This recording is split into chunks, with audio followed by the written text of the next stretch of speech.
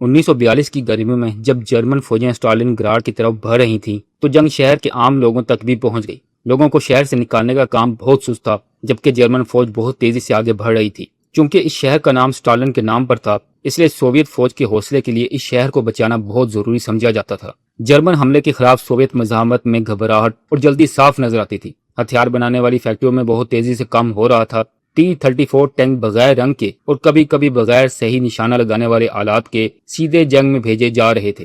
جو مرد پہلے ریڈ آرمی میں شامل نہیں تھے، انہیں ملیشیا کی شکل میں جمع کر کے جنگ میں بھیج دیا گیا۔ کئی لوگوں کو صحیح تربیت بھی نہیں ملی تھی، اس لیے بہت زیادہ جانی نقصان ہوا۔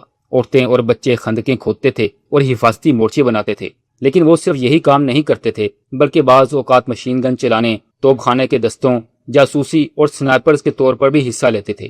12 ستمبر کو پہلے جرمن فوجی شہر میں داخل ہوئے۔ انہوں نے سیدھا شہری علاقے میں حملہ کیا اور جلد ہی لڑائی بہت قریب فاصلے پر گھر گھر کے اندر ہونے لگی۔ یہ ایک بہت خطرناک اور سخت جنگ تھی۔ سوویت فوج نے اپنی اگلی پوزیشنیں جرمن فوج کے بہت قریب بنا لی، کیونکہ جرمن فضائی حملوں اور توپ خانے سے بچنے کے لیے یہی سب سے محفوظ طریقہ تھا۔ اگست میں اسٹالن نے اپنے اہم جنرل جارجی زوکوف کو پورے جنوبی محاذ کی نگرانی کے لیے بھیجا، جبکہ ویسلی چوئیکوف نے شہر میں فوج کی کمان سنبھالی۔ جب زوکوف جوابی حملے کی تیاری کر رہا تھا تو چوئیکوف نے اپنی فوج کو فوراً لڑائی میں ڈال دیا۔ جب اس سے پوچھا گیا کہ وہ اپنے کام کو کیسے دیکھتا ہے تو اس نے جواب دیا، ہم یا تو اس شہر کا دفاع کریں گے یا اسی کوشش میں مر جائیں گے۔ مدد کے لیے مزید فوجی دریائے وولگا کے پار گولی باری کے درمیان کشتیوں کے ذریعے لائے جا رہے تھے۔ ان میں سے اتنے سپاہی شہر تک پہنچ گئے کہ شہر کا کم از کم کچھ حصہ سوویت قبضے میں رہا۔ سوویت فوج کا جانی نقصان بہت زیادہ تھا، لیکن جرمن فوج کا نقصان بھی بڑھتا جا رہا تھا۔ اسٹالن نے 27 جولائی 1942 کو آرڈر نمبر 227 جاری کیا، جسے ایک قدم بھی پیچھے نہیں کہا جاتا ہے۔ اس حکم کے تحت فوج کے پیچھے ایک اور لائن بنائی گئی تھی، جس میں ایسے سپاہی تھے جو پیچھے ہٹنے والوں کو روکتے تھے۔ جو افسر یا سپاہی بھاگنے کی کوشش کرتے، انہیں سزا کے طور پر ایسے دستوں میں بھیجا جاتا تھا جہاں موت تقریباً یقینی ہوتی تھی۔ ریڈ آرمی کے سپاہیوں نے ٹوٹی پھوٹی عمارتوں میں خندقوں کا جال بنا لیا تھا اور وہ سیوریج کے راستوں سے چھپ کر دشمن کے قریب پہنچ جاتے تھے۔ دونوں طرف سے سنائپرز کا استعمال کیا گیا۔ اسٹالن گراڈ کی تباہ شدہ عمارتیں چھپنے کے لیے بہترین جگہ بن گئی تھی۔ سوویت سنائپرز میں سب سے مشہور ویسلی زائتسیف تھا، جسے ہیرو سمجھا جاتا تھا۔ اس کے 226 ریکارڈ شدہ شکار تھے۔ ستمبر کے آخر اور اکتوبر کے درمیان جرمن فتح کے بہت قریب پہنچ گئے تھے، لیکن سوویت محافظ شہر کے شمالی فیکٹری والے علاقے کے کچھ حصوں پر جمے رہے۔ اسٹالن گراڈ کی طرف بڑھنے سے ایکسس طاقتوں کے لیے مزید مسائل پیدا ہوئے۔ ہٹلر نے گرمیوں میں اپنی جنگی منصوبہ بندی پر اختلاف کرنے کی وجہ سے کئی جرنیلوں کو ہٹا دیا تھا۔ اب وہ بہت سے اہم فیصلے خود کر رہا تھا۔ سردیوں نے دونوں طرف مشکلات پیدا کر دی، ٹینک خراب ہو رہے تھے اور ہتھیار چلانا بھی مشکل ہوتا جا رہا تھا۔ لیکن ریڈ آرمی کے پاس سخت سردی کے لیے بہتر کپڑے تھے، جیسے موٹی جیکٹیں اور کھال والی ٹوپیاں۔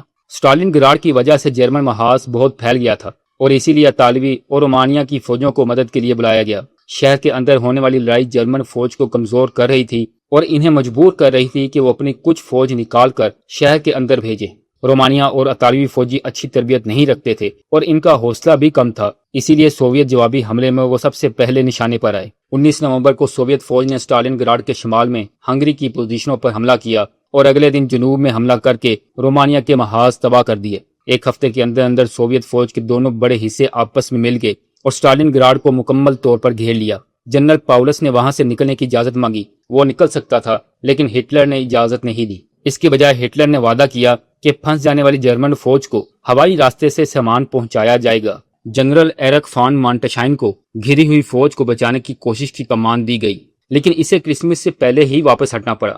ہوائی جہازوں کے ذریعے سپلائی کی کوشش میں لفٹ وافے کے سینکڑوں طیارے ضائع ہو گئے اور پھر بھی ضروری سامان کا صرف ایک چھوٹا حصہ ہی پہنچایا جا سکا۔ اب جرمن فوج ایندھن، خوراک اور گولہ بارود کی کمی کا شکار تھی، جبکہ چاروں طرف سے سوویت فوج نے اسے گھیر رکھا تھا۔ آخر کار شہر کے اندر موجود آخری جرمن فوجیوں نے 2 فروری 1943 کو ہتھیار ڈال دیے، لیکن شہر کے آس پاس کہیں کہیں لڑائی مارچ تک جاری رہی۔ اسٹالن گراڈ کی جنگ نازی جرمنی کے لیے ایک بہت بڑا اور تباہ کن دھچکا ثابت ہوئی۔ جرمن فوج کو جو نقصان پہنچا، اس کی بھرپائی دوبارہ صحیح طرح کبھی نہ ہو سکی۔